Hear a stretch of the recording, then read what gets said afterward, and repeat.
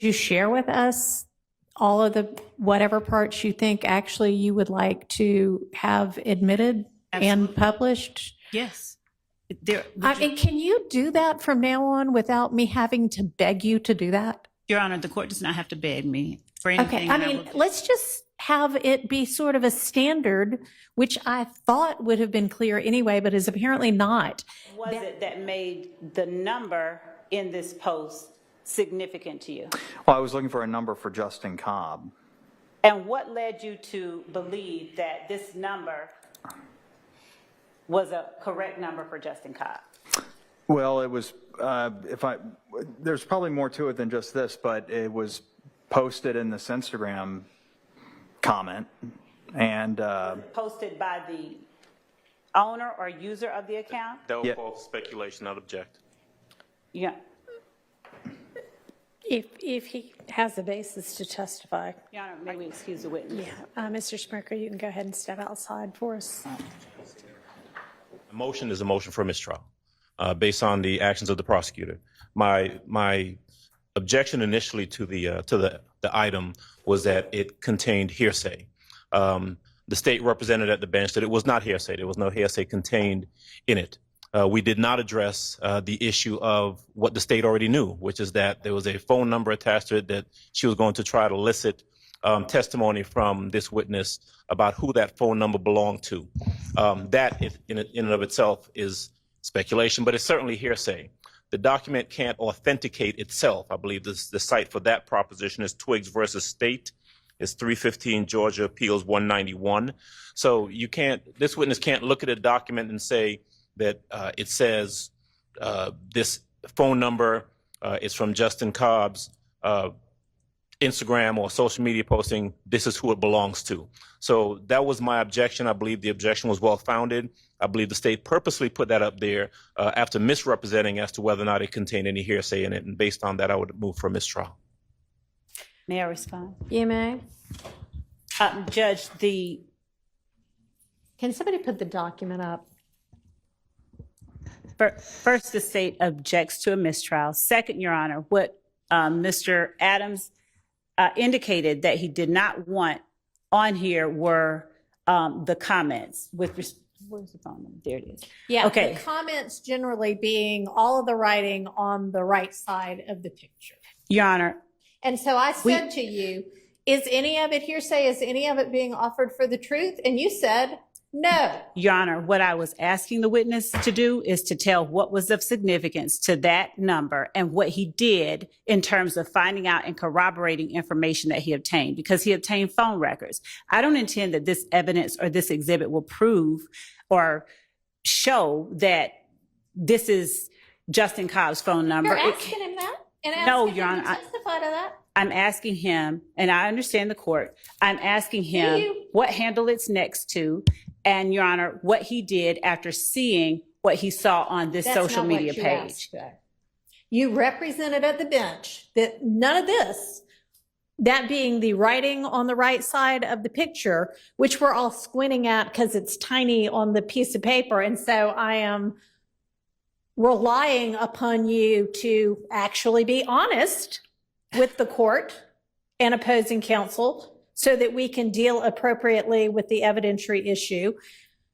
Was any of it being offered for the truth? And you said no. And then you turned around, and after it was admitted over the overruling of the hearsay objection, based on the representation that nothing was being offered for its truth, you drew the witness's attention to the phone number and tried to have the witness testify to whose phone number it was. If that is not offered for the truth, what is it?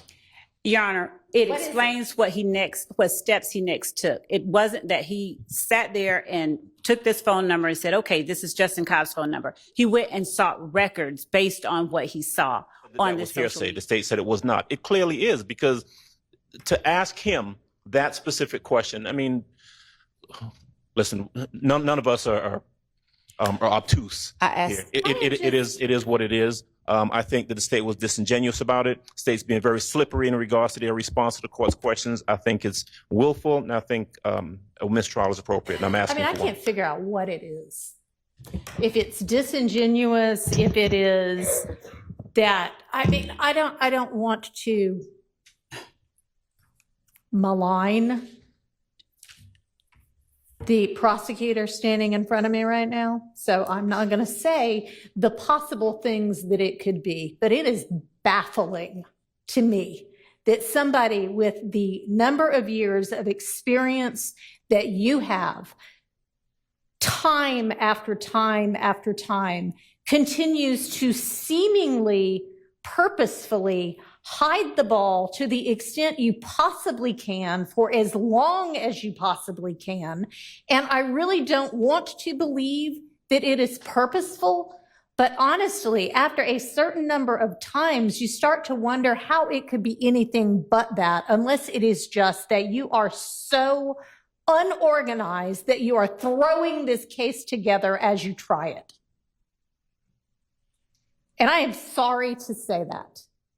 But this case is being made much more difficult for everybody because of the haphazard way in which it is being presented. I'm going to take a recess for a few minutes. I'll have a ruling when I get back.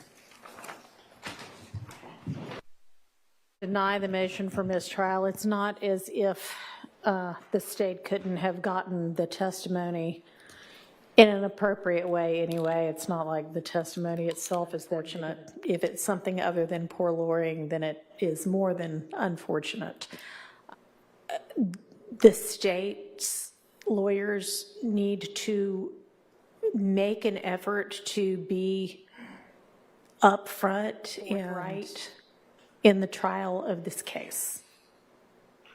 So let's get the witness back in. Yo, it's Big Ant, the spokesman, man. We back. Another edition of Urban Politicians TV, UPTV. Make sure you stay on your pivot at all times, man. Had to come tap in as the YSL State RICO case in Georgia has made the headlines and went up all over the timeline once again. And I had a links in the description where you can watch that in full on Law and Crime Trials, because they the ones streaming it on this clip that I got right here, where it breaks it down a little bit more, because I clipped a little bit of it out, because they would have been way longer playing to get the whole conversation that happened. As y'all seen right there, Judge Paige Whitaker say she ain't having it. She needs straight, direct, forward presentation, and she told them directly, the state, y'all is moving in a way like y'all don't have the experience that I know that y'all have. She's saying, this don't seem like this is mistakes, and she don't want to believe that they are doing this on purpose and pulling fast ones, as y'all seen right there, which is another conversation. They using that Instagram account that we speak on all the time. They got the investigators and detectives in there pointing out the phone numbers and things like that with Cobb. That's part of the investigation that they are presenting as something as evidence in the court. But she's saying, well, hold on, what is all this up over there? And when he said the word probably, that's when he coming in, hold on, what you mean probably? It can't be no probably if we're in the courtroom and everything like that, if you're an investigator, a detective, or you one of the state witnesses. So she did deny the motion for the mistrial eventually, like, well, we ain't gonna make it that. This part right here is not that significant. But as you also heard her telling the state, it seemed like y'all just throwing this together. Y'all coming in unprepared and freestyling and everything like that. And I'm going to tell you like this right here, bro. This is what the state going to do. This is their job description, to lock niggas up. It's not even no debate about it. There ain't no in between. The DA, the district attorney, the prosecutors, anybody working on their side, their job is to take you down and get you behind the wall. It just is what it is. They get bumped up. The more time they give out, the more convictions they get their pat on their backs and they get up to that next level. And if you're really confused about it being a business, just know it be lawyers that be district attorneys at one point, then go back to being lawyers, vice versa. All this is the same circle of business. This is why I tell niggas, in this case right here, Young Thug and everybody who did not take a plea deal is innocent until proven guilty in the court of law. We got to wait till everything play out. Some people that got indicted on this RICO case took their guilty pleas. Hey, y'all said y'all did it. That's for them. But everybody else is innocent until proven guilty. But we've seen this storyline before. It's nothing new under the sun. What they gonna do? Get niggas in there, lock niggas up, go up, show your Instagram account, show you, hey, we got access to your DMs. All we gotta do is hit up the Facebook or the Metaverse, whatever, send them a warrant. Okay, nigga, give up all that information. They watching your Instagram accounts. They watching what you're putting online. They watching your music videos. They watching it. They can get your databases up. We keep seeing this in real time. This is why I just want niggas to understand, bro. In the end, it ain't gonna be worth it with the drilling and killing and taking each other's lives. They always gonna find a way to give a nigga some time. They always looking to get the cycle continued and going, keeping niggas locked up, keeping you behind the cage, bro.